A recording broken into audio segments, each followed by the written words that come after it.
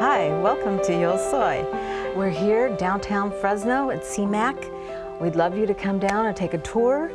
Today we have Elder James Whitfield here and Ferdinand Rios.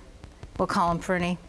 And Fergie. And my name's Edna Collins. Today we're going to talk about a subject with regard to the Proposition 8. That's been a big concern for folks about the dialysis patients, and perhaps if this passes, we're not going to be able to provide the services. This is a very critical thing. So, you've been here in Fresno. I've been here since 2002. Okay. Yeah, I like to say that when the towers fell, my whole life went to pieces. So I came out to Fresno to be with my family members. From what city? From Chicago area. Oh, okay. Waukegan. But after I got here, I experienced well, my health was failing different ways, and I experienced the kidney failure after getting here. My ministry, my art, I'm a visual artist. I paint, and my theater. So I came here for those reasons, and God has blessed me in the ministry. I'm with Beautiful Zion Church of God in Christ. I'm one of the elders there. Oh, good. And born in Fort Smith, Arkansas. And my sister and my brother came out here to Fresno. My sister is a minister of music at Fellowship Baptist Church. Okay, and so she was the first one that came out here. Right, and she's a tremendous artist, musician. And she's been serving at that church since when? Oh, gosh, off and on, I guess, for maybe 15, 20 years. Okay. She was, well, I had a brother here until last year. He passed away. Passed away. Yeah. Okay, I'm sorry. But no, it's okay. Yeah, I married my fourth wife, met her here in Fresno. And yes, I have a host of grandkids and children. Oh, that's wonderful. So now you fell ill with your kidneys. Did they just collapse, or one of them stop working, or? No, diabetes is, it takes away different systems in the body. It's a debilitating disease. Right. I know. And I just happened to have an issue with my kidneys. But I immediately I did not accept it as a death sentence. To me, the miracle of dialysis and the fact that it's just about free to anybody with kidney failure, that miracle has kept me going now for about 4 years. And I see it as an opportunity to go to the dialysis unit, get my blood clean. See, I feel like I'm better off than a lot of people. I have clean blood every other day. I come from a family of people who have had diabetes. Right. So diabetes itself, left uncontrolled, is where you have issues. So one of the things I did was had the gastric bypass surgery, and that brought my diabetes under control. Okay, I don't recommend it for everybody, but it was a blessing for me. Brought my A1C, which was my basic sugar, down to 6, and that was good. But the kidney failure was something I didn't know much about. But still, knowing that there was a process of cleaning my blood that replaced my kidney failure I thought was a blessing. Because the waste materials, dialysis is just simply a way to take the waste out of the bloodstream. There you go. And if I didn't remove the waste out of my bloodstream, then I would die from the putrefaction, I guess, of my blood. Fresenius Kidney Care. Now, share with the audience, Fresenius Kidney Care comes from Germany, your core company. Can you give us just a little debrief on who they are? Yes, absolutely. Again, my name is Ferdinand, Ferdy. Dialysis company like Fresenius is an international company that deals with patients that has dialysis, disease and needing Fresenius being for many years already. and not just here in the United States and America, but across the globe. And it's actually started at our parent companies in Germany. So we also produce dialysis machines, some dialysis supplies, some bloodlines, and even some medications to, that we need to treat our patients who are on dialysis. So your company lives, breathes, and works and studies dialysis? Yes, a lot of research been done to help these patients live longer. That's what we heard from Reverend Whitfield. The most average dialysis patients go to treatment 3 times a week. Now, what happens when the blood is getting, and I don't think a lot of people understand all the work, our bodies are amazing, and a lot of people don't Patients know. that has what we call dialysis, this is what we call the end-stage renal disease. So basically what happens is that, in layman's terms, is their kidneys are not functioning 100% anymore. So the kidney functions as a very vital part, right, of our existence in order to live healthy. So the functions of the kidneys, basically, it helps you manage your blood pressure. It helps you to have control for your fluid management. Those are the major functions of the kidneys. Okay, we'll stop right here. Okay. Can you say that in Tagalog for me, towards the audience? Yes. So in Tagalog, minsan yung kidney natin hindi nagwo-work na 100%. So ang mangyayari niyan is yung blood pressure natin hindi makokontrol, pati yung ating tubig sa katawan natin. So kailangan yan ma-manage, ma-eliminate. And magagawa lang natin yan through dialysis. Okay, now let's go to the second part of that and talk about how your company has developed the equipment to cleanse. Kind of give us a debrief of how that Yeah, so we have works. this dialysis machine. I don't know if we could see it in a picture there. But what happens was that we have what we call patient's access. They have this, and Reverend has it on the left side of his arm that has what we call vascular access, and we put a needle there and connect it to the blood lines, and it goes to the machine, and the machine has this dialyzer, and the dialyzer acts as the kidney, the artificial kidney. So Right. basically that blood is, taken out from, we call it external circuit. Right. So it goes to the blood lines, goes to the machine, goes to the dialyzer, and in that dialyzers, that's where the filtering is happening. The waste, the things that we don't need in our system is being eliminated out. And then that blood, after it goes to the dialyzer, it goes back to the patient's body, and now we call it a clean blood. Right, okay. Yeah. Now, can you do that in Tagalog? Okay. okay. Let's try to translate in Tagalog. So, yung needle na na-insert sa katawan ng tao is mapupul yung dugo pupunta sa blood lines, and then with the help of the machine, it goes to dialyzer. Yun ang dialyzer na yun yung kidney, artificial kidney. If you filter out na yan yung mga dumi, yung mga bagay na hindi kailangan sa katawan ng tao. So, yun ang tinatawag natin na waste, yun aalisin. Tapos yung dugo, ibabalik sa pasyente na malinis na. So, para magiging healthier ang pasyente. Yeah, okay. They come to the clinic 3 times a week. Okay. Now, once they go onto the dialysis machines, I don't know if it's changed or not, but usually you have a certain life expectancy, you have a certain window of opportunity for the patient to be given a donated kidney. What is that time period? It's really case to case. We really encourage all our patients, and that is one of our advocacy is our patients who are on dialysis is we help them to be on the transplant list. And it really varies in terms of years. There's some 3 years, 5 years, it really depends.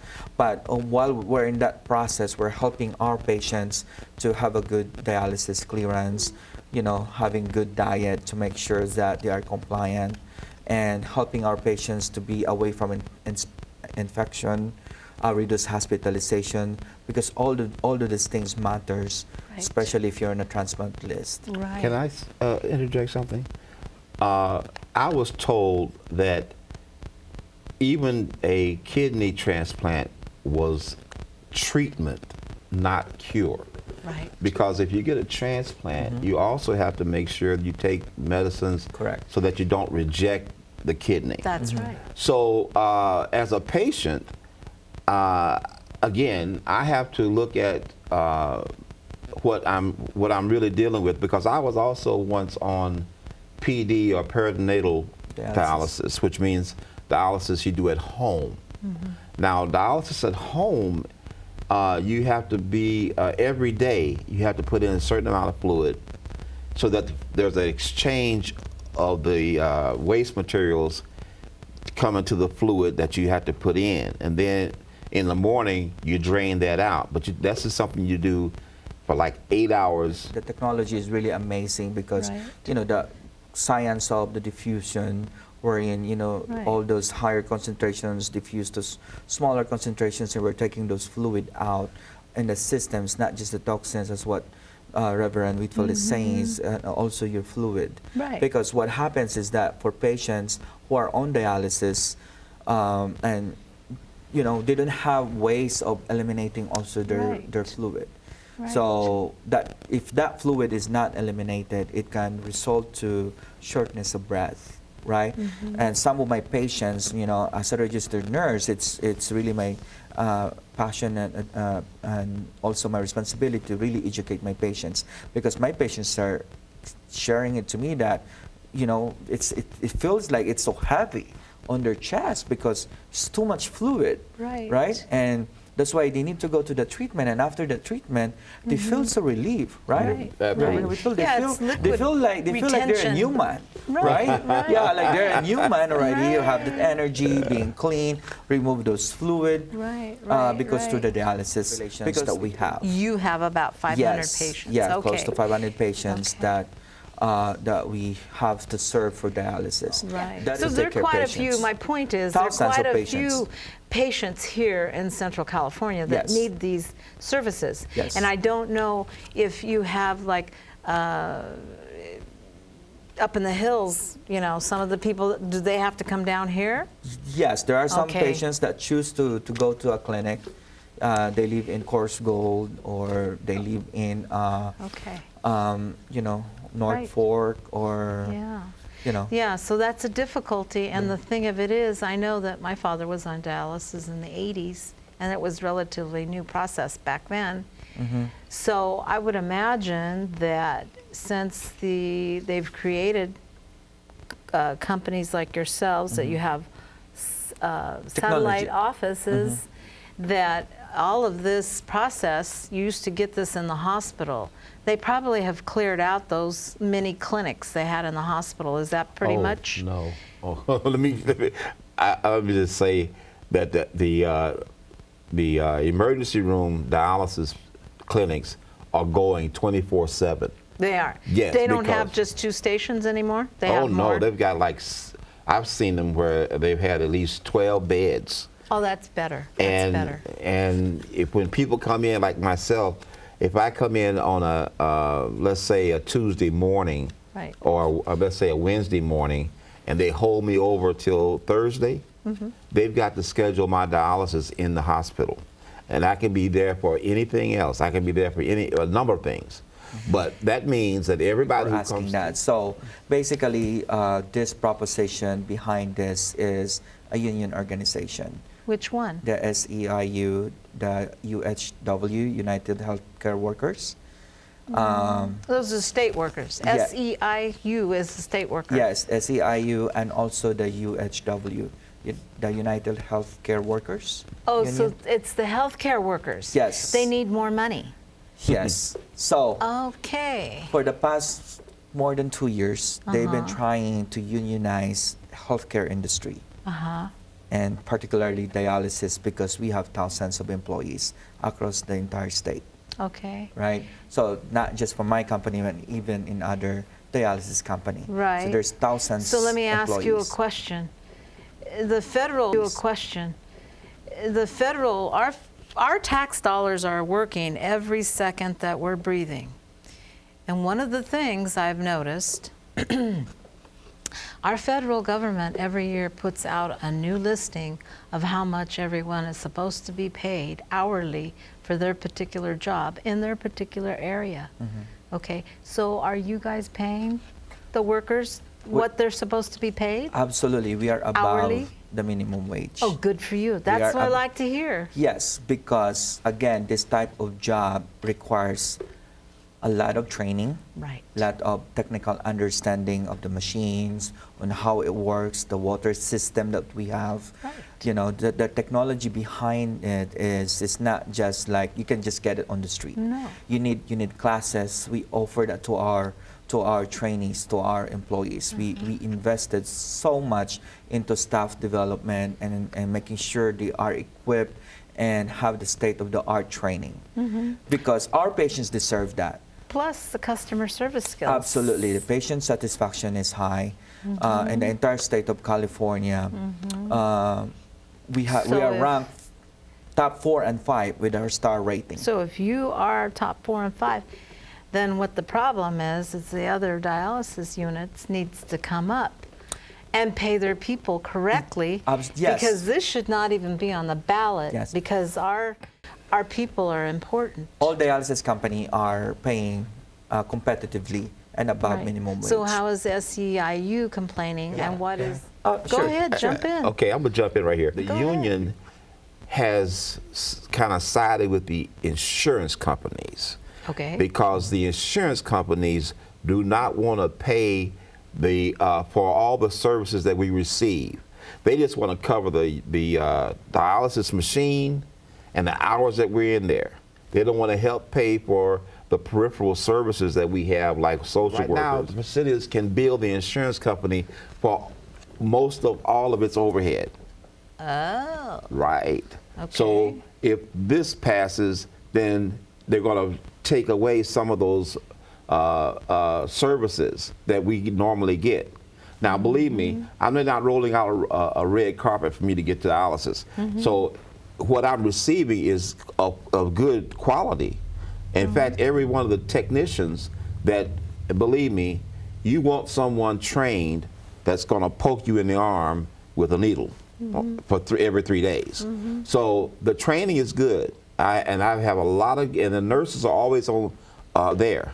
But the thing is that some of the peripheral things that make it a little easy. Look, Fresenius gave me a neck pillow, a blanket, a little bag. You know what I mean? To make my quality of life better. While you're there. While I'm there. Interruption. You know.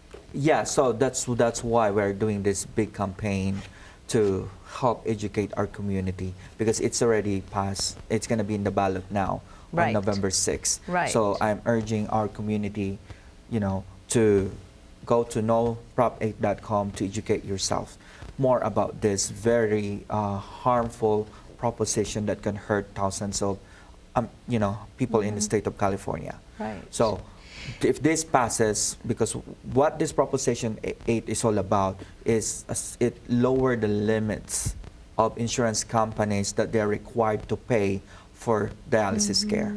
For each patient. For each patient. So now what happens was that on the long run, there's no companies out there that can operate longer if you are below your margin line. Right. You could not continuously bleeding. Right. And me as a registered nurse, as a healthcare provider, as a caregiver, my heart is for this patient, for the Right. thousands of our patients. Right. And it is my responsibility to voice out, and I'm thankful to Reverend Whitfield to really express himself that this can really affect him. Right. Thousands of people in this state will be affected. Right. And if you're going to look at in the long run, if we are cutting services, even to the point of closing dialysis, I told you there's about 500 patients in my company in Right. just the city of Fresno alone. Do you think Community Regional Medical Center or another hospitals in the area can take care of these dialysis patients? No way. Our emergency room are overly crowded, and they Right. don't have. Week. 3 times That a is the week. requirement of the dialysis. All right, 3 times So a that's week. 1,500. That's 1,500 Yes. That's people. A 15. month. Oh dear. No, that's No. 1,500 a week. That's Yeah. right. So And that's, multiply that by 4. And That's you've got even more. 60, and now you've got 6,000. yeah. So we could really do our There is no math way. exercise about this, and that's why I am so passionate about this, Edna. There that is no way. As a nurse, and not just even as a nurse, as a human being, right? Right. It is not the right thing to do No. for patients who needs a life-sustaining therapy. And I Yes. think what it is also, if you don't mind me saying, Yeah. Go is ahead. that this is they're trying to scare the people, the dialysis people, his company, so that they will say, go ahead and bring the union in. Just take Proposition 8 off the books. Intimidation. That's right. That's what's going on. Right. Because there's no way that the union is going to benefit from this going through. They're using it as a way of intimidating the people. Now, if we don't pass it, then they have no more intimidation. This is not going to go into effect instantly. No, it never does. But if it passes this year, then they're closer to having it be law. It's closer to being law. Right. You know. Right. And one thing I wanted to say is that when we talk about care, right now I think we run 3 shifts, right? Okay. If they have to reduce their overhead, they may have to have the whole building shut down in 8 hours instead of leaving it almost 24 hours a day. I don't know how long it is, but I know I get there at 4 in the morning, and there are people already there at 3 in the morning setting up for me to come. Is it 24 hours? No, it's that not you run? 24 hours, but pretty much, in some of my clinics, we dialyze all the way to midnight. Okay. Yeah, but after that, there's just a quick break because our water needs to generate, Right. but about after 2 to 3 hours again, the clinic opens again for the next day, for the Tuesday, Thursday patients. So how big is your staff? So it really depends for clinic. Well, just take from Monday, for example. How Yeah. many people are going to come in? How many patients will you see? And how many staff members will you have there? Yeah, so basically for 12 patients, that's equivalent to 1 nurse. And then for 4 patients, that's about 1 patient care technician. So if Okay. you have 24 stations, so you could have 6 patient care technicians already, 6 times 4, that's 24 patients, and then 2 nurses for that pod, for that day. Okay. So you could have that's your direct patient care. So, and sometimes if a clinic runs 4th shift, like in the evening, like from 7 p.m. all the way to midnight, we have another nurse again. It could be your 3rd nurse, and then another PCT. So Okay. average-wise, we're looking at like about close to 10 just for direct patient care. Then you Right. have your social worker, you have your Directly dietitian. employed by Yes. your company. That's correct. Okay. Because our employees, and I'm proud to say that, because the company did a great job in helping, making sure that we have a good engagement with our employees or our staff or team members or Right. teammates. Right. So we are happy with open communication, with an open door policy. If there are some concerns, we bring that to the management, and management listens and address it accordingly. Okay. So pretty much there's that great communication and Right. great relationship, But these- and you don't need a third party like a union that you have to pay just to be your voice. See, I The still union don't. sees dialysis workers as a increase in their own money They want resources. them to join the union Correct. They so want that they them- can grow their they can grow money their base. business. Right. That's what you're saying. Yes. And the taxpayer needs to understand They need that to. this has nothing to do directly with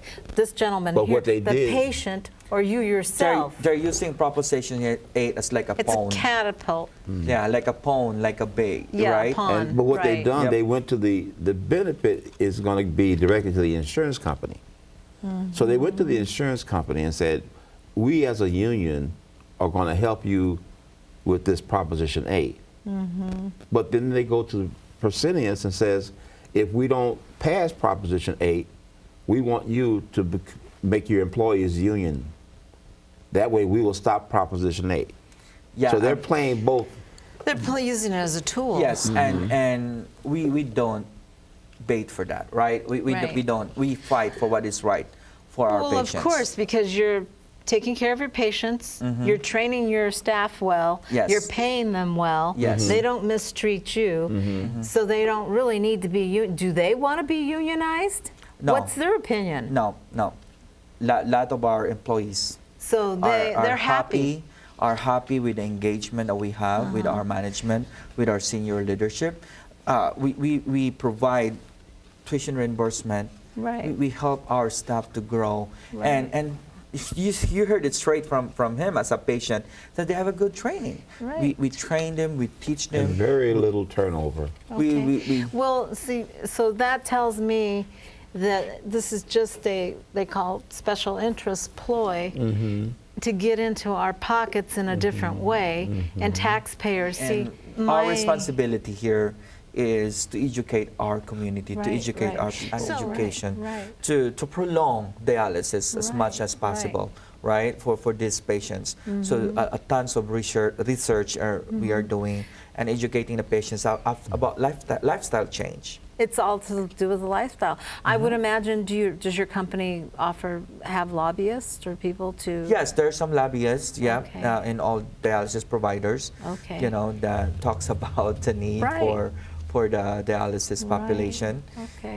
And to the community is we're doing a lot of educations, lifestyle change, how to Right. make sure, you watch your diet, your Okay. diabetes is controlled, your blood pressure, Everything. Exercise. access to care, exercise, a lot of things. Because we do a holistic approach. There you go. These patients, like Reverend Whitfield, we develop that relationship of family. Right. He comes to the clinic 3 times a week, right? That's every And I week. wrote down how much fluid they took off. I wanted to know how I felt if they took off too much fluid, how I felt if they didn't take off enough. And so now I can manage my fluid intake pretty close. I came in today. I had dialysis today, and You're below your dry weight, I right? came in below my dry weight.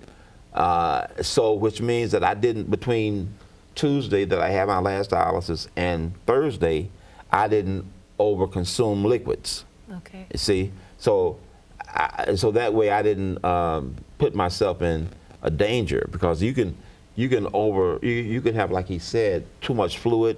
It could cause you to have pneumonia because the fluid will find a place to go. Has to go somewhere. So yeah, has to go somewhere. So if a patient takes the horse by the reins and really gets on top of what they're doing, it shouldn't interfere with their quality of life. It's just a mechanical kidney. That's all it is. It's not a death sentence. It's a mechanical kidney. That our nurses and our patient care technicians are providing to him, our social worker, our dietitian. It's a whole team. So they right? can Our help physician, themselves. to help themselves. Like, what would you do if you are off dialysis, on the opposite day? So let me ask a question. So now what I have to ask on the other side of the fence, if heaven forbid that this passes, but if it does pass, what are we going to do? What do we do with the dialysis situation? So if it passes, right? So number one, we don't want this to pass. I know. We don't want it, but what is is there any other so game plan? Yes, the company needs to find out some ways how to do this. They're gonna hopefully make some negotiation. I don't know all the details. What will be, if it passes, what will happen next. Yeah. But one thing that I am really concerned about, that if this passes, it can really affect thousands of patients. Right. Well, we know that it's not going to become law instantly. So if it passes, we've got to wake up the population so that it doesn't become law. I'm not very good at marching in the streets, but I do know we've got to ring the bell. You Yeah, know? Right. You have it's to get gonna- people to wake up and Correct. smell the rose coffee, as they say, Yes. roses or whatever. So I just can imagine by that, because the impact is immediate. Comes gonna under be the next heading year. of fake news, right? It's not true what they're saying, okay? It's not true. It's So all lies. We need people to understand this is not true. Has to do with money and insurance. It has nothing to do with the patients and the companies. Obviously, people are getting paid well enough. So it's the insurance companies wanting to make their end of the deal because they're offering insurance. And if somebody they got to pay the money out for those people. That's right. They got to get the money from someplace. You are So hurting these people. You're hurting the economy. You're hurting the taxpayers. We're going to Well, pay more taxes because of our exactly. healthcare Right. is increasing. No. Community will be the one be suffering in the long run. Well, so we need to Seth- wake up really, and on the 6th, once you receive either by mail or you go to prison, please vote no to Prop 8. Vote no on Prop 8. Vote no on Prop 8. That's no right. Prop. We have a website, www.noprop8.com. There's a tons of testimony, aside from Mr. Patients, Good. and also from our nurses, doctors, because everybody's together into this. Right, There's okay. there's about 300 different organizations in the healthcare and other form of organizations in the community are together to fight against Your this. company name Yeah, and number again? Yeah, my company is Fresenius Kidney Care. My name is Ferdinand Rios. I go by Ferdy. And if you want to reach out to me and ask more questions about it directly, please feel free to call 559-240-0037. Again, that's 559-240-0037. Okay, and the website number again? And the website is www.noprop8.com. And we're all saying No Prop 8. no. That's right. Very good. Thank you, gentlemen, for Thank coming you. over.